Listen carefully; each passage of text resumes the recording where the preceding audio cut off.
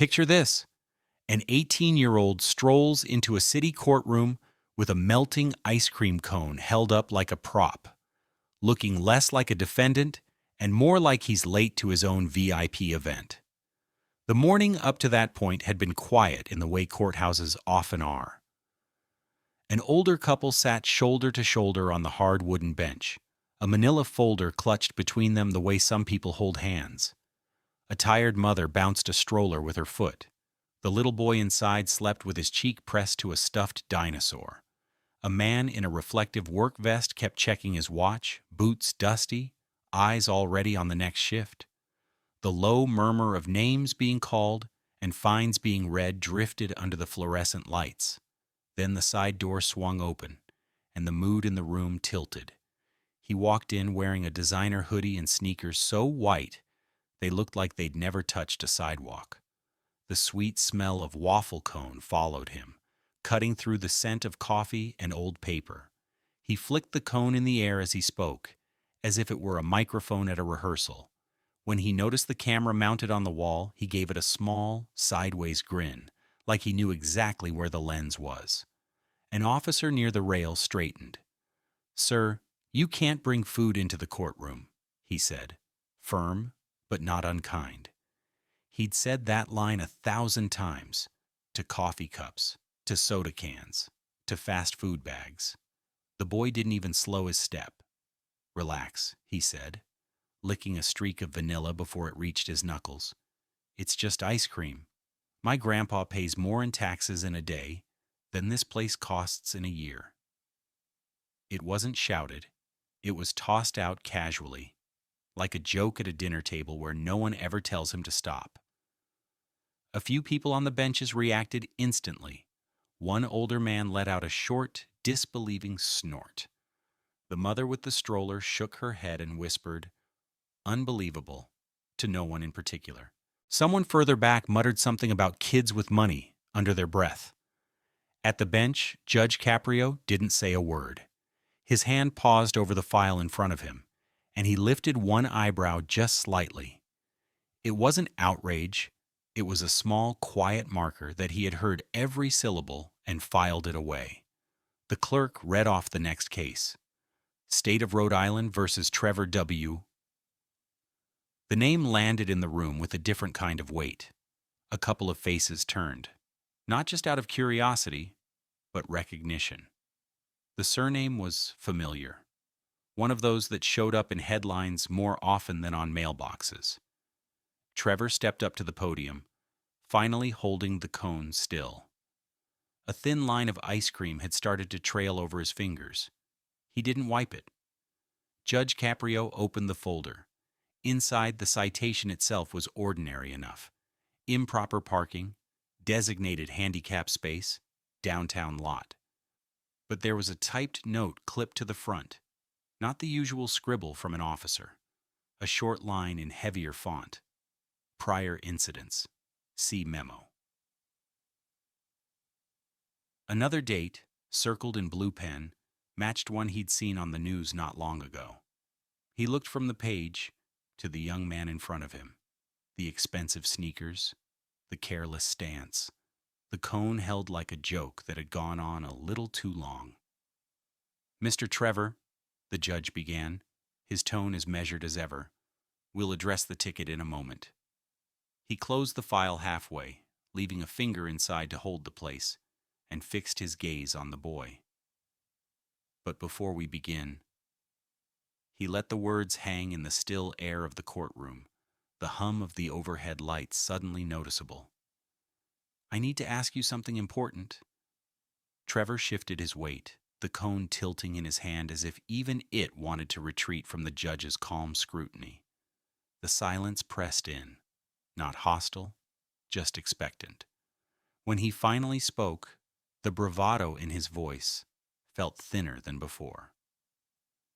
"My name's on the citation," he said, trying for indifference. "Not sure what else you need." Caprio didn't reply immediately. He simply reopened the file, turning a page with deliberate care. "I'd like to understand who I'm talking to," he said, "and why this small matter has so many notes attached to it." For the first time, Trevor's eyes flickered, not with irritation, but caution. He wasn't just another kid who'd parked where he shouldn't. His family name sat on shipping containers from Boston to Norfolk. His grandfather had built a logistics empire, ports, trucking companies, warehouses that stretched for miles. The kind of man whose statements could move markets, and whose lawyers tended to arrive before he did. Every few weeks, the family made headlines: a donation to a children's hospital, a dispute with a labor union, a lawsuit settled out of court. Their world was one where problems were handled quietly, and consequences were something other people dealt with. Trevor grew up with that backdrop. Glamour and pressure tangled so tightly that they looked identical from a distance. He'd learned early that attention followed him, even when he didn't want it, especially when he didn't want it. Judge Caprio set the file down. The citation is for parking in a space designated for individuals with mobility needs, he said evenly. The officer attached photos. The screen beside the bench lit up. There was Trevor, leaning against a sleek black car, laughing at something off camera. The handicap sign hovered a few feet away, unmistakable. Several people in the courtroom inhaled softly. Trevor's jaw tensed for a fraction of a second. It was a quick stop, he muttered. The spot was empty. The license plates are registered to a corporation, Caprio continued. Your grandfather's, if I'm not mistaken. Trevor nodded stiffly, eyes dropping to the melting swirl dripping over his fingers. He wiped it on his hoodie without thinking, an unguarded gesture that made him look less invincible than he'd entered.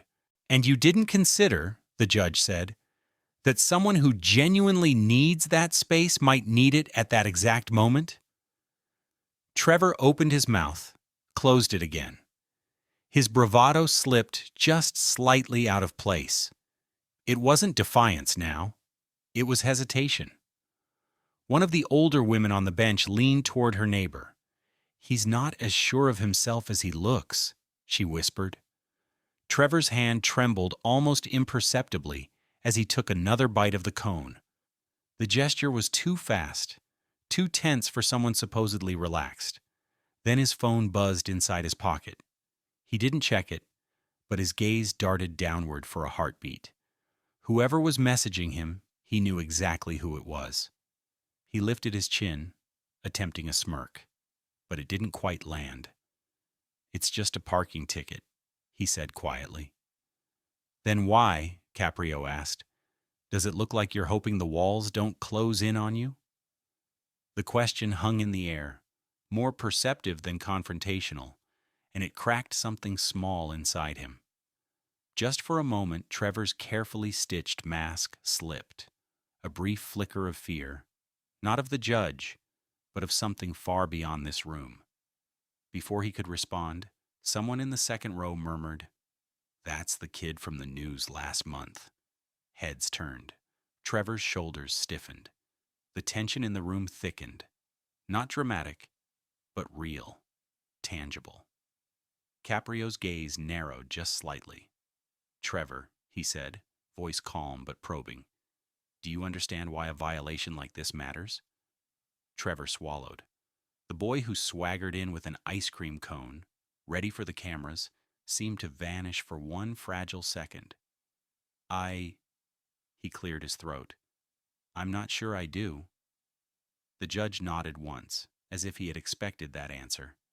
"Then," he said softly, "we need to look a little deeper." And the room felt it. This wasn't heading toward a simple fine anymore. This was the beginning of something heavier. Judge Caprio folded his hands, studying the young man in front of him with a quiet patience that felt more pointed than anger ever could. Then he asked, in a tone so measured it almost sounded casual, "Trevor, were you alone in the car that day?" If the question had been a stone dropped in a pond, the ripples were immediate. Trevor went still, not frozen in fear, but in calculation, as if his mind had slammed into a wall he didn't expect. "Yes," he said quickly, too quickly. Caprio didn't react. He simply slid a sheet from the folder and tapped the corner of it. The officer's notes say there was a passenger. A thin, invisible thread pulled the entire courtroom tighter. Trevor blinked once, slowly, like someone resetting an expression. The ice cream cone was now just a soft, collapsing mess in his palm. He didn't seem to notice the drip sliding toward his wrist. "My statement says I was alone," he said almost defiantly. "That's the problem," Caprio replied. "Your statement and the officer's account don't match." The judge didn't raise his voice. He didn't need to. The discrepancy itself had weight. Trevor's gaze darted to the exit for the briefest moment, the kind of instinctive glance a person gives when they're cornered by something they hoped wouldn't surface. He bit the edge of the cone, too forcefully, cracking it. A shard fell to the floor. Someone in the audience whispered, "He's hiding something." Another voice murmured, "Look at him. He's nervous now." The tension shifted again when a middle-aged woman in the first row suddenly stood up. Her voice trembled, but not with uncertainty, rather with the courage of someone who knew she might regret staying silent. "I was there that day," she said. "He wasn't alone." Trevor's shoulders tightened as if bracing for impact. A murmur rolled through the benches, surprised, curious, uneasy, all at once. A few people instinctively silenced their phones as though expecting something serious to unfold. Caprio raised a hand, gently settling the room. "Ma'am, please stay where you are. I'll hear from you in a moment." The woman nodded and sat down, folding her hands tightly in her lap. Trevor exhaled hard, the sound sharp in the quiet. "It's not what you think," he blurted. The mask he'd tried to steady cracked again. "I didn't want to drag her into this. Her." The single word ricocheted through the courtroom. Caprio leaned back slightly. "Trevor, who is her?" The pause that followed felt like a held breath from 50 people at once. Trevor looked down at his sticky fingers, the melting cone reduced to a sagging heap. For the first time, he didn't look bored or arrogant. He looked young and lost. "My grandmother," he said finally, voice barely audible. The room stilled, not a dramatic stillness, just a quiet, real one. He didn't elaborate and nobody spoke. Even the air seemed cautious, as though the story had reached a line no one expected to cross. Trevor stared at the floor, his jaw tight, but his eyes unmistakably pained. Whatever he was hiding clearly wasn't about wealth or privilege or a parking violation. Something deeper lived underneath the lie he'd written on his statement, something heavy enough that he'd tried to cover it with swagger and a melting ice cream cone. Judge Caprio glanced briefly at the file, then at the boy. His voice, when he spoke, had softened.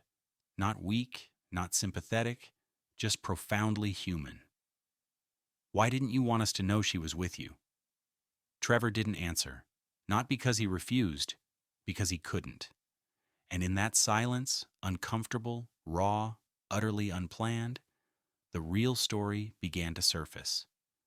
Caprio didn't push immediately. He let the silence breathe, giving the boy space to choose honesty. When Trevor finally lifted his gaze, the bravado that had carried him into the courtroom was gone, stripped away like a costume that no longer fit. "I didn't want anyone talking about her," he said quietly. The judge's tone was steady. "Why would they?"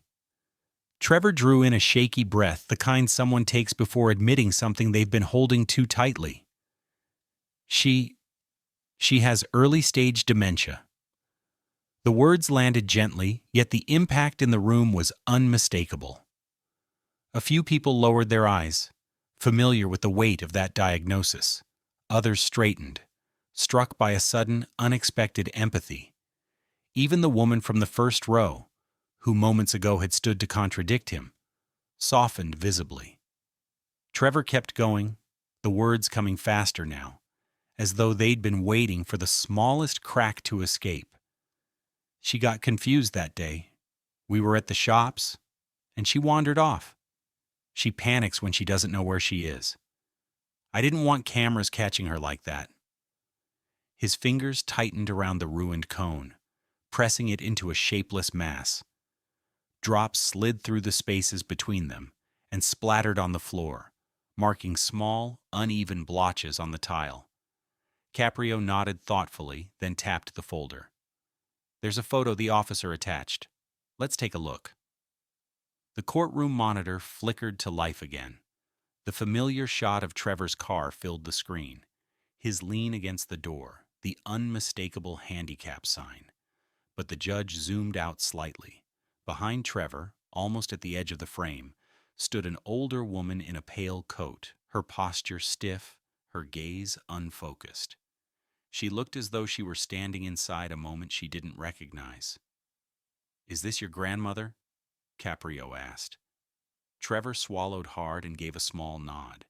His voice wasn't needed. His expression answered for him. Somewhere in the back row, a man whispered, "Poor thing," though no one was quite sure whether he meant the boy or the woman in the photo. But then Trevor exhaled, a long, weary release, and added something no one expected. "My grandfather doesn't want the public to know about her condition. He thinks it'll make the family look weak. He told me to deny everything if anyone asked." A quiet murmur drifted across the benches, part shock, part sorrow. This wasn't a scandal. It was a secret, a heavy one placed on shoulders too young to carry it. Caprio leaned forward slightly, elbows on the bench, his tone still gentle but edged with clarity. "So you lied to protect her?" Trevor hesitated, then shook his head slowly. "It was more than that. He told me I had to, that the family's image matters more than—" He stopped before finishing the sentence. But the missing words hovered in the air anyway. The truth, the woman who raised him, the boy he actually was. The judge's expression didn't shift into judgment. Instead, it settled into something quieter. Recognition. "Trevor," he said, "no amount of influence can shield someone you love from reality. And hiding the truth doesn't preserve dignity, it erodes it." Trevor looked down again, gripping the soggy cone as if it were an anchor. Another drip fell, hitting his shoe this time, but he didn't move to wipe it. Across the room, the woman from the first row covered her mouth with her hands. The mother with the stroller gently rocked her child, her eyes fixed on the boy. Even the man in the work vest leaned forward, no longer impatient to leave. The courtroom felt less like a chamber of law and more like a room full of people witnessing a young man step into a truth he had been running from. Caprio closed the file softly, the sound barely more than a whisper. "Trevor," he said, "hiding the truth never protects the people we love." The sentence settled over the room, firm yet tender, a moral line drawn not by authority, but by lived understanding. For the first time since he'd walked in, Trevor didn't try to look unbothered. He simply nodded, eyes shining with something painfully sincere. And the story, suddenly deeper than a parking violation or a family name, pulled everyone a little closer. Caprio waited until the room settled again, then spoke with a quiet firmness that drew every pair of eyes toward the bench. "Trevor," he said, "I want you to tell me exactly what happened that day. Not what someone told you to say. Not what you wish were true, the real version." For a moment, Trevor looked like he might resist. His shoulders rose slightly, the instinctive posture of someone bracing for judgment. But then something inside him gave way. He set the crushed cone on the podium, wiped his hand on his jeans, and took a breath that trembled just enough to betray him. "She wandered off," he said. "We were at the mall, and she kept saying she needed to find a store that doesn't even exist anymore. I lost sight of her. When I found her again, she looked terrified, like she didn't recognize anything, not even me.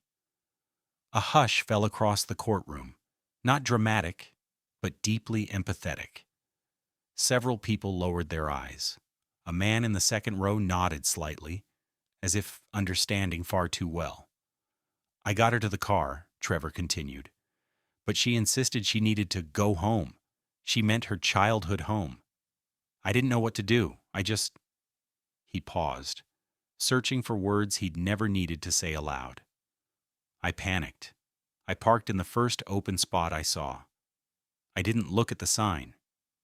I wasn't thinking about anything except making her feel safe. He rubbed his forehead, fingers trembling. And when the officer came over, he scared her even more. Not intentionally. He just asked if everything was okay. But she froze, and I could tell she was about to slip into one of those moments where nothing connects. His voice faltered. I didn't want anyone filming her like that. She's the strongest person I know. Seeing her confused, it felt wrong, like I failed her. He looked up at the judge then, eyes red but steady. And when my grandfather heard about it, he told me to deny she was there, to never mention her condition. He said we protect the family by staying silent. The words were not spoken with resentment, more like exhaustion. Caprio folded his hands. The fine is minor, $50, perhaps less. That's not why we're here, Trevor. I figured, the boy whispered. It's the lie, the judge continued. Lying for someone you care about may feel noble in the moment, but it eats at you, and it keeps them hidden in the shadows when what they need most is light. Trevor flinched at that. Subtly, but unmistakably, his voice dropped. I wasn't just protecting her, I was ashamed. The admission landed softly but shook him more deeply than anything he'd said so far. I should have been watching her better, he murmured. I should have noticed she was getting overwhelmed. I should have known she'd wander if I didn't hold her hand. I wasn't paying attention. A ripple of recognition passed through the older listeners. Guilt, the kind that comes from caring for someone whose world is shrinking day by day. Caprio let several long seconds pass before responding, and when he did, his voice carried a quiet gravity. Trevor, every family dealing with dementia learns this. You can't control every moment, and you certainly can't shoulder all the blame for the ones that slip away. He leaned slightly forward. Your grandmother doesn't need perfection from you. She needs presence. The boy blinked rapidly, fighting the emotion tightening in his throat. The judge continued, softer now, but anchored with conviction. Hiding her condition doesn't spare her. It isolates her, and it isolates you. You're too young to be carrying someone else's pride on your back. Trevor nodded, unable to speak. Caprio took a measured breath and reached a decision. I'm dismissing the fine, he said. A small wave of surprise moved through the room. Not disbelief, but respect. But there's something else I'm asking of you, he added. Trevor straightened, bracing.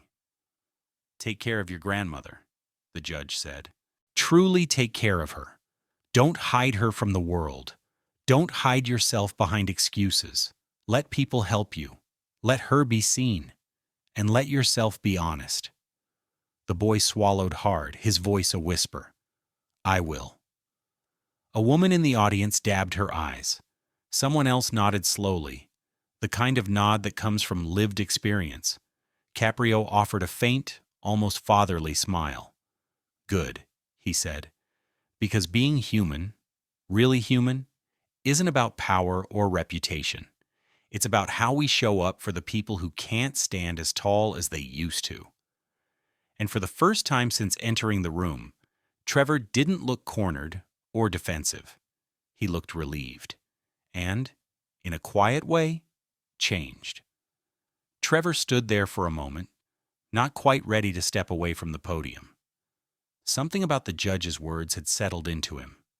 slowly, deeply, like a truth he'd been ducking for far too long. Caprio noticed the hesitation and spoke gently, without formality. "Trevor," he said, "what do you plan to do now?" It wasn't the kind of question that demanded a legal answer. It wasn't about the fine, or even the lie. It was something simpler and heavier.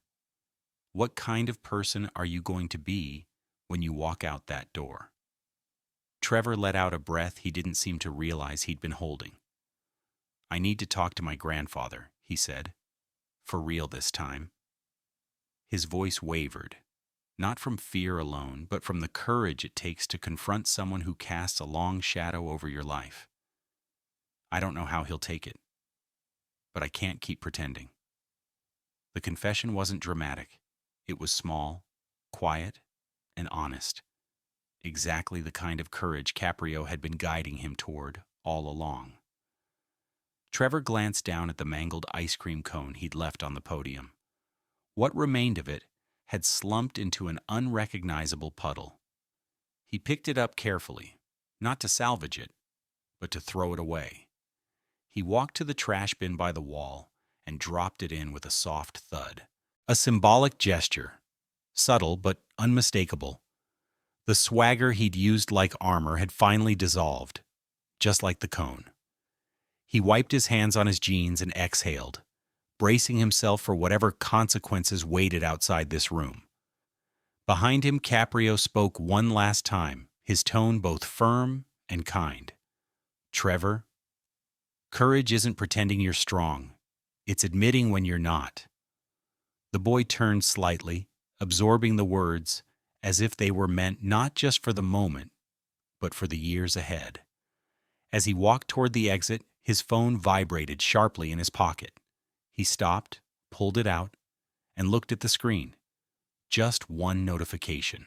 Short, cold, unmistakably direct. "We need to talk. GW." The initials alone carried weight. His grandfather's message was never casual. Trevor felt a pulse of anxiety, but he didn't flinch away from it this time. He simply locked the screen, slipped the phone back into his pocket, and kept walking. The audience followed him with their eyes, not out of curiosity this time, but out of quiet solidarity. A few people exchanged glances, and the mother with the stroller whispered, "Poor kid, but he'll be okay." The man in the work vest nodded as if agreeing with her unspoken hope. When the courtroom door swung shut behind Trevor, the room didn't immediately return to its usual rhythm. Instead, a soft, respectful stillness lingered, one of those rare pauses where everyone present seemed to understand that something meaningful had just taken place. Then a woman in the second row clapped once, almost cautiously. Another joined her. Soon a gentle applause filled the room. Not loud, not performative, but warm. It wasn't for the legal outcome. It was for the moment a young man took a first honest step toward adulthood. Caprio didn't bask in it. He simply straightened the papers on his bench and gave a small nod, the kind one might give after witnessing a quiet victory. Someone in the back whispered, "He needed this today." Another replied, "Didn't expect to feel emotional over a parking ticket." But that was the thing about moments like these. They weren't really about the citation at all. They were about the boy who walked in with a smirk and a melting ice cream, and walked out carrying something far heavier and far more important, a sense of responsibility, a glimpse of his own humanity, and a truth he could no longer hide from. The courtroom eventually returned to its usual rhythm: cases, names, fines. But for those who sat through it, the story lingered. A reminder that sometimes the smallest violations reveal the biggest turning points, and that even in a room built for judgment, grace has its place.